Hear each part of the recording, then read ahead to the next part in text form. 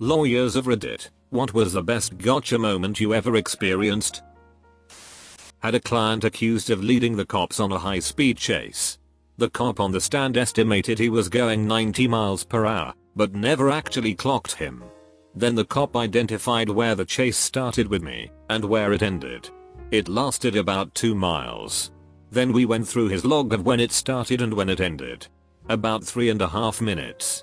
Once you walk through the math on that, the average speed of this chase was 35 miles per hour. Client got acquitted really quickly after that. I was suing a landlord who failed to make serious repairs in order to force the tenant out. The hard part is proving bad intent instead of mere idiocy, so you get higher damages. Code enforcement was involved, so I request those records. The landlord left a voicemail to the enforcement department saying to hold off on the fines. They will make the repairs as soon as the tenant is forced out. That was an easy case. Some crap like this happened to my dad. Landlord refused to make repairs, washer was busted, garbage disposal was leaking and forced floorboards to warp. My dad moved and wanted his deposit. They wouldn't give it to him. He took them to court. He took pictures before he left and kept all texts from them. They walked themselves into a corner with everything they said. My dad was prepared for every claim. Eventually the judge told my dad he would fight it until the end and get his whole deposit, or the landlord could give most of it and it would be over. He took the deal because he didn't have the time for court, and the look of anger and defeat on the landlord's face was too satisfying. It's 3 years later and the repairs still haven't been made in the apartment. The first case I ever did, opposing counsel misplaced the copy of my client's driver's license. Rather than admitting his mistake and asking me to resend it, he filed a motion to compel, claiming we never sent it. Well, I was able to provide proof that we'd sent it to him like 8 months ago, so the judge was rather displeased with his antics. I had client whose $60,000 car was ruined by a shop that put in the wrong oil. We couldn't prove it at first. The engine blew up, oil leaked out and evidence was lost. I subpoenaed their bank records, figured out they bought their oil from Costco. Called Costco and got their prices for the last 2 years. I then worked out the amounts they were spending, did some backhand math, and showed based on the values it was impossible they had ever bought the right oil. They settled in full immediately. You gotta admit, it is the most satisfying thing when the opposition caves in immediately when you prove what they are saying is impossible. My brother is an attorney. He had a case where the guy said he was permanently disabled from a work accident. At a deposition, my brother overheard the guy talking about getting his house remodeled. He was already spending the money he thought he was getting. My brother drove by the house to see how much work was being done and saw the guy carrying bundles of roofing shingles up a ladder to the roof. This was before smartphones, so he drove to Best Buy and bought a video camera, went back and recorded the guy. He had copies made and sent to the other attorney. The guy dropped the suit and was back at work the following Monday.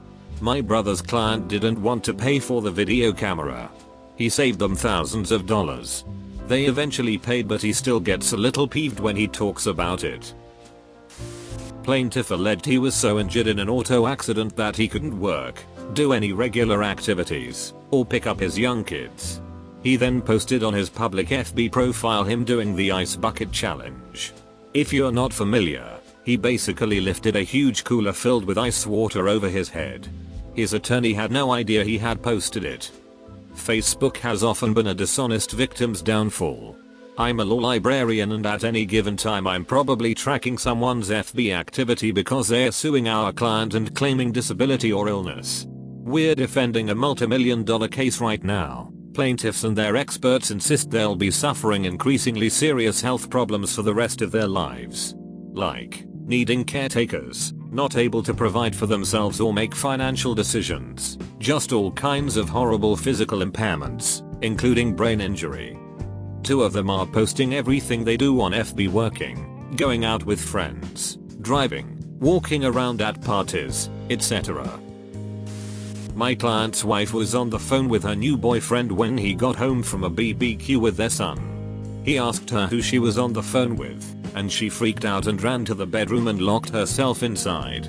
She told new BF that he'd hit her, that she was black and blue, etc.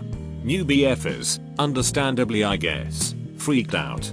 He calls the cops and relays everything Wiffy said to him. Then he tells her he called the cops. She freaks out even more because now she's about to be caught in the lie. Cops show up, she tells them he hit her on the back of the head, that's why they can't see the mark. The cops feel the back of the head and she winces, lol. They arrest my dude. We take it to trial. When you testify at trial, certain prior convictions can be used against you to show the jury your character. Wiffy had a prior conviction for falsifying statements to a grand jury in a different state a few years ago. In cross-exam, after she changed her story up and accused me of attacking her, I asked her about her prior conviction for lying to a jury. She lied about it to our jury. She said it didn't happen.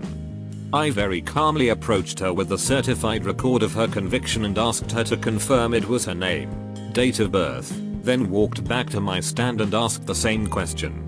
She refused to answer this time, just glared at me. The jury walked my client. I acted for a plumber who ripped up a tile floor to replace a pipe. He installed new tile on top but warned the owners not to walk on it for 48 hours. He emphasized not to let their kids or their dogs walk on it either. They walked on it but alleged the defects were caused by improper install.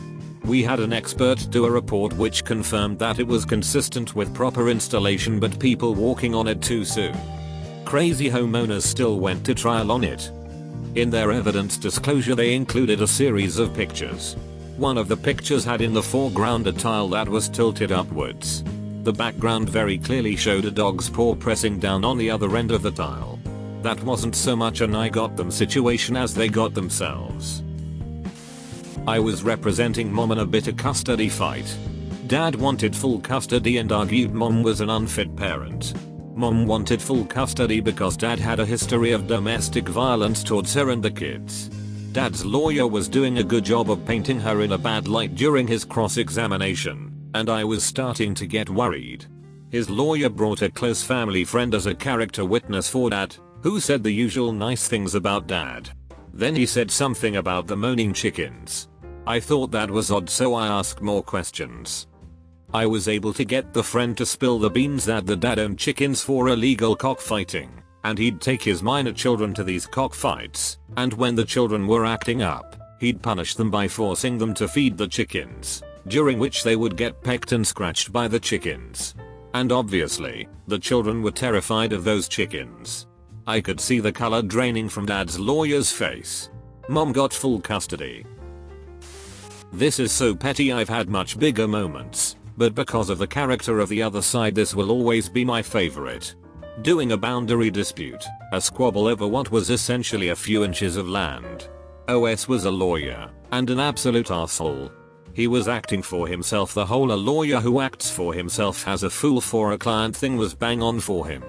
But he was a deeply unpleasant guy, a bully who thought that he was the smartest guy in the room. Part of his case hinged on wheelie beans and how prior to the boundary having been moved there wasn't space to store a full-size bean beside the house. The fact you now could mend, clearly the boundary must have moved. That was the extent of his evidence. It really was thin stuff. During the actual trial he pulled a fast one by suddenly producing an old aerial photo ostensibly to show the boundary at the front of the property had also moved. A fast one because you have to disclose stuff like that in advance. You can't just sit on something relevant and then suddenly whip it out at trial with a flourish. Whilst he was making his submissions that it should be admissible, I looked more closely at it, away from the bit of the boundary he said it was relevant to, and realized that it very clearly showed a wheelie bin in exactly the spot his case said there couldn't be one. Told the judge we were happy for the photo be admitted after all, got the other side to confirm the date it was taken, then pointed out it just completely f***ed his case. That photo did him for nearly 50k in adverse costs. Couldn't happen to a more deserving chap. I was deposing a guy in a large breach of contract fraud action. I asked him if he'd ever been convicted of a crime. He said no. Later in the dep I asked him the question again and there was no objection and he answered no.